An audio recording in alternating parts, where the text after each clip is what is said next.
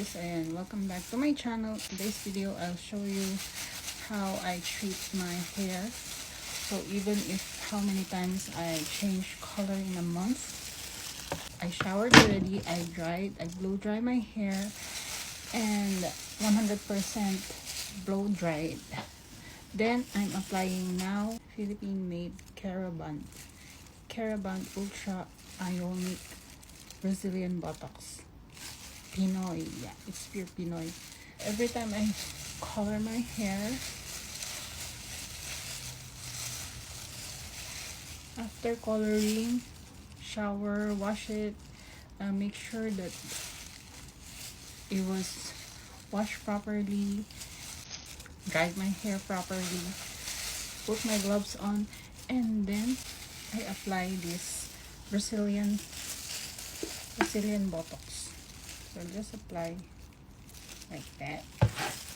So apply it from top till the end.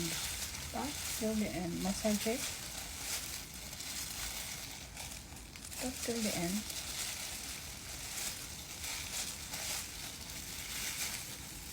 Layers by layers. I'm making sure that it was properly mixed, well blend on my hair.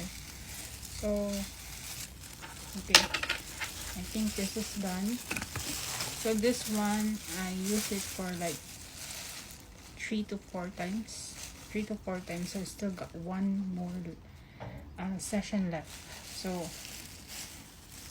this is done, well coated. My hair are all well coated all over.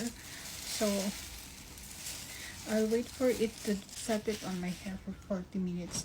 Then I'll blow dry and iron it. Blow dry 100%. Then iron it. Then leave it on your hair for like 72 hours before showering. So yeah, that's how I do with my hair. So I'll show you later. I'll come back to you later and show you my hair and the process of drying my hair and ironing. So that's it guys, I'll see you later. So hello guys, and after an hour, here is my hair. Blow dry na natin. So ayan, 100% dry hair. 100% dry. Then plansyahin na natin to. It's ready for plancha na. So ito yung routine na ginagawa ko every time I color my hair. So this is the routine that I'm doing.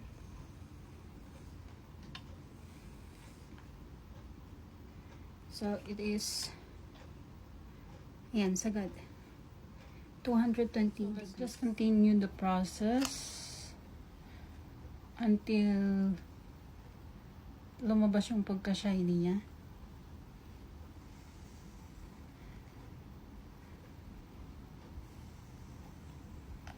From roots till the end. We are locking away the medicine inside, yung Botox treatment inside the hair.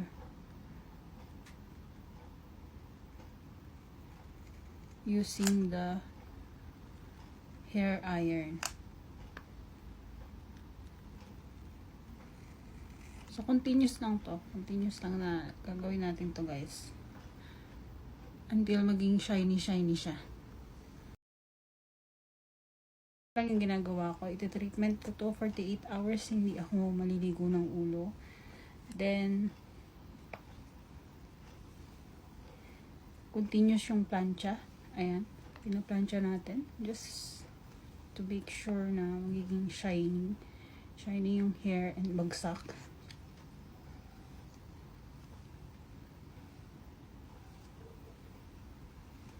Sobrang lambot niya. So, every hair color na gagawin ko. Shower, banlaw ng hair color. Then, pag nabanlawan ng maigi, ayan, i-blow dry ko ng tuyong-tuyo. Then, lalagyan ko siya ng treatment agad-agad. Hindi na ako nag-aantay ng matagal na oras. So, makikita nyo, nagsha-shine siya. Shiny siya masyado. Ayan. Continuous lang yung pagpaplansya. Kumbaga, niluluto natin yung keratin sa loob. Bawat hibla. So, dito ako nagpo-focus kasi minsan, ito yung yung dulo yung pinaka nadadamage. Ayan siya, oh. Dito madalas yung damage sa dulo.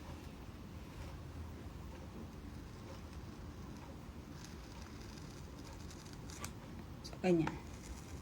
Naririnig mo yung crack ng mga bawat hibla ng hair.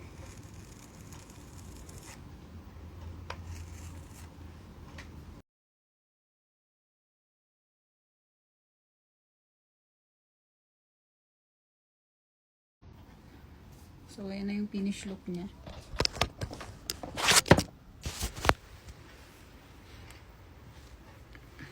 Diba yung shiny? So, kapag may time pa kayo, mas maganda kung mas matagal. And, ayan siya. Ayan yung aking hair. So, that's it guys. If you like this video, please give me a thumbs up. Subscribe to my channel at pakihit na rin ang notification bell para lagi kayong updated sa aking mga bagong videos. So, that's it guys. See you on my next upload. Bye bye!